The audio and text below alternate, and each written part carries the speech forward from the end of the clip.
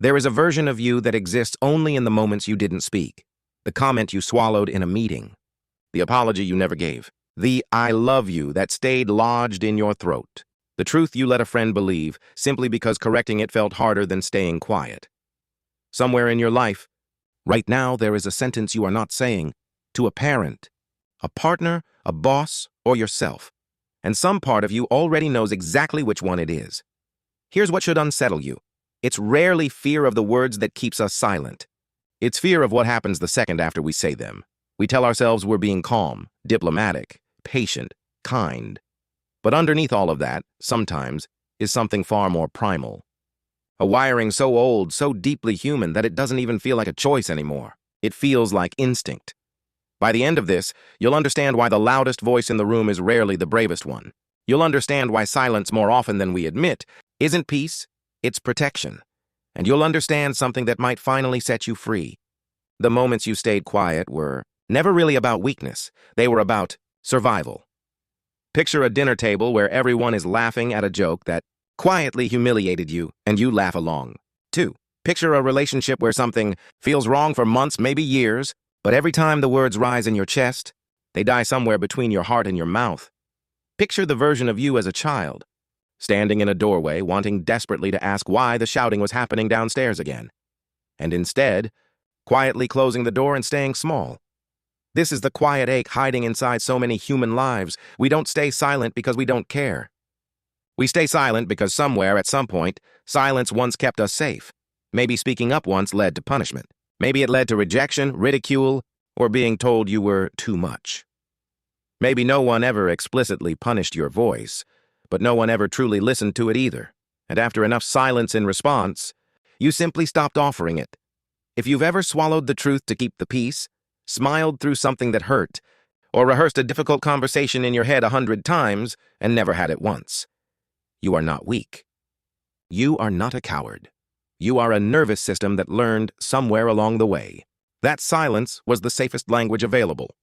To understand why we go quiet, we have to go back to something far older than politeness, the body's ancient threat response. Most people know about fight or flight.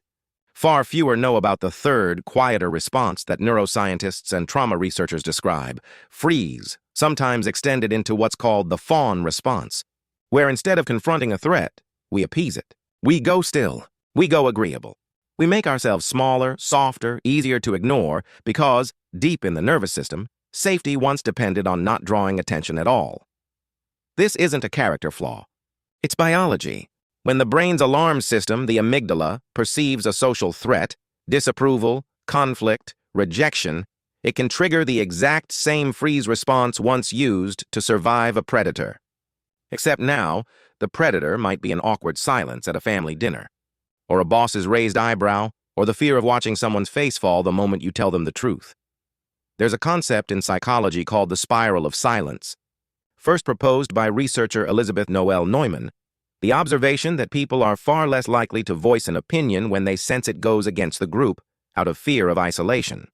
This isn't unique to politics or public debate. It plays out at dinner tables, in office meetings, inside marriages, anywhere a person senses, even subtly, that their true feeling might make them the odd one out. And then there's something quieter still. Learned helplessness. A concept from psychologist Martin Seligman's early research, describing what happens when past attempts to change a situation failed repeatedly until the mind simply stops trying. If speaking up once led to nothing changing, or worse, led to punishment, the brain doesn't file that away as bad luck. It files it away as evidence. Evidence that speaking is pointless, or dangerous, or both. Your silence, in other words, is rarely random. It's often a scar with a very specific memory attached to it. Picture a woman in a team meeting who watches her idea get dismissed, and then, 10 minutes later, watches a male colleague repeat the exact same idea to applause. She feels the injustice rise in her chest, and she says nothing, not because she lacks the intelligence to explain herself, but because past experience taught her that speaking up in that exact tone of room, at that exact volume of confidence, gets her labeled difficult instead of heard. Picture two friends, one who has quietly been hurt by the other's careless comments for months.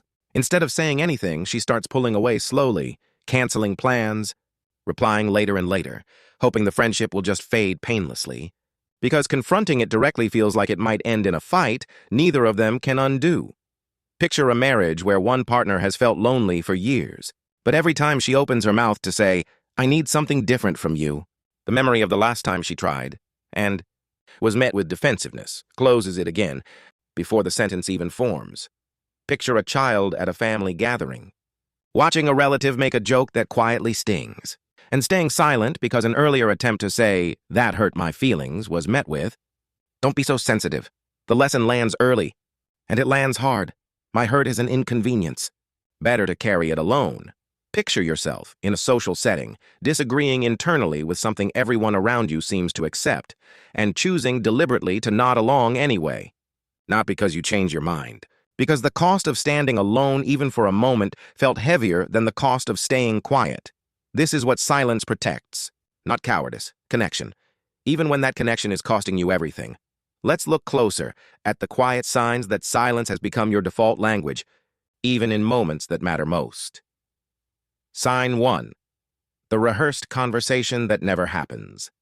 You compose the difficult message in your head, sometimes a dozen times, perfecting every word and then never send it. This happens because rehearsal gives the illusion of resolution without the risk of an actual reaction. Example, writing and deleting the same text to a friend who hurt you again and again for weeks. The emotional cost. The resentment doesn't disappear just because it stayed unspoken. It simply moves underground and grows there. Sign 2. Agreeing to avoid conflict, not because you agree. You say, "Sure, that's fine," while something inside you quietly disagrees. This is often the fawn response in action. Appeasement as a survival strategy learned early, especially in households where conflict once felt dangerous. Example, agreeing to plans, decisions, or opinions you don't actually share just to keep the emotional temperature of the room low. The emotional cost. A slow erosion of your own identity as your real preferences get buried under years of automatic agreement. Sign 3. Shrinking your own achievements. You downplay a success the moment someone notices it. "Oh, it was nothing. I just got lucky." This connects to the spiral of silence. If speaking confidently about yourself once drew jealousy, mockery, or resentment, staying small starts to feel safer than standing tall. Example, deflecting a compliment about a promotion instead of simply saying, "Thank you." The emotional cost. Joy that should be fully felt gets quietly minimized before it even has the chance to land. Sign 4. Silence after being hurt.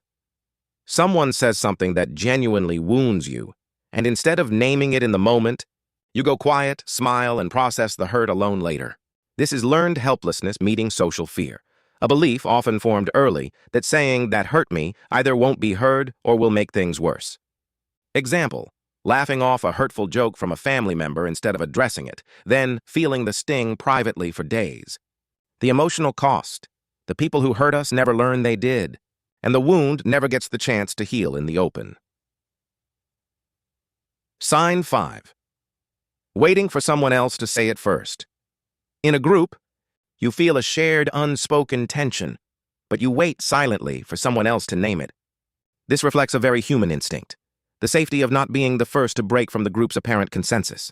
Example, everyone in a meeting privately disagreeing with a decision, yet nobody speaking until finally, one brave voice does, and suddenly others admit they felt the same. The emotional cost. Entire rooms of people carrying the same unspoken truth, all convinced they're the only one who feels it. Sign 6. The silence that outlives the relationship. Sometimes we go quiet for so long that the relationship changes, fades, or ends, and the words we never said simply die along with it. This is the final, heaviest form of learned silence, the belief that some conversations are simply too late, too risky, or too painful to ever begin. Example, a parent and child who love each other deeply, yet never once spoke honestly about the distance between them, until it became permanent. The emotional cost is perhaps the deepest of all, a love that was real, but never fully spoken, carried quietly for the rest of a lifetime. Each of these signs alone feels small, a swallowed comment, a polite smile, a rehearsed text left unsent. But stacked across years, they build something enormous, an entire inner world full of things that mattered and were never said out loud. Here is where the story turns. Your silence was never proof that you had nothing worth saying. It was proof that somewhere at some point, your nervous system learned that staying quiet was safer than speaking, and it has been faithfully protecting you ever since, exactly as it was trained to do. What you've misunderstood is this. The goal was never to become someone who says every uncomfortable thought the moment it appears. That isn't courage, that's just a different kind of chaos. The real goal, the one psychology genuinely points toward, is learning to tell the difference between silence that protects you and silence that slowly costs you the people, the truths, and the version of yourself you were always meant to become. This distinction matters more than almost anything else, because some silence is wisdom, and some silence is simply an old wound still running the show. This is hopeful, because it means your voice was never lost. It was only ever waiting for a room, a relationship, and a moment safe enough to finally use it. So how do you actually find your voice again? Not with vague advice like, just be more confident, with real, practical tools. First, start with low-stakes truth-telling. Before attempting the hardest conversation of your life, practice small, honest moments. Telling a waiter you didn't enjoy the meal, telling a friend you'd rather stay in tonight. Psychologists call this graded exposure, gradually facing a feared response in smaller doses, which slowly teaches the nervous system that speaking honestly doesn't always lead to disaster. Second, separate the sentence from the outcome. Much of our silence comes from assuming we already know how the other person will react. Before a difficult conversation, write down the fear. They'll be angry. They'll leave. They'll think less of me, separately from the actual message you want to share. This uses a technique from cognitive behavioral therapy called decatastrophizing, examining a feared outcome directly, rather than letting it swirl unexamined in the background. Third, use your body to calm your voice. Because silence is often a freeze response, slow, deliberate breathing before a hard conversation can physically shift your nervous system out of threat mode. A few slow breaths, activating the parasympathetic nervous system, can be the difference between a voice that shakes into silence and one that steadies into truth. Fourth, say it imperfectly rather than not at all. Give yourself permission to stumble. I don't know exactly how to say this, but I need to try as a complete valid opening line. Waiting for the perfect sentence is often just another form of avoidance, a way of postponing the discomfort indefinitely. Fifth, choose one relationship to practice honesty in first. Pick the safest relationship in your life, the one most likely to receive your honesty with patience, and practice speaking your full truth there first. Every act of honesty that goes well slowly rewires the nervous system's expectation, building real evidence that your voice can be safe to use. Maybe the most important thing to understand is this. Every unsent message, every swallowed sentence, every moment you smiled instead of speaking, none of it means you had nothing to say. It means you were carrying something so important that some part of you was terrified of what might happen if you set it down. Think of your voice, like a room in a house you stopped visiting long ago. Not because it was empty, but because the last time you walked in, something inside it hurt too much to face. Dust gathers there now. The door sticks a little when you try to open it, but the room is still there. Everything you never said is still there, waiting, unchanged, exactly as it was the day you closed the door. You don't have to force it open all at once. You only have to turn the handle a little further each time, until one day, without announcing it to anyone, you find yourself standing fully inside it again, speaking, at last, in your own voice. If there's a sentence you've been carrying, something you've never said to someone, or even to yourself, leave it in the comments in whatever way feels safe to you. You might be surprised how many people are quietly carrying the same words. If this helped you understand your own silence a little more gently, share it with someone who might need permission to finally speak. And if you want more of these honest reflections on the mind, the parts of us that rarely get spoken about, stay here. Subscribe. Your voice, and your understanding of it, deserves that much space, because the moment you finally say the thing you've been holding is the moment you stop merely surviving your own life and start actually living it.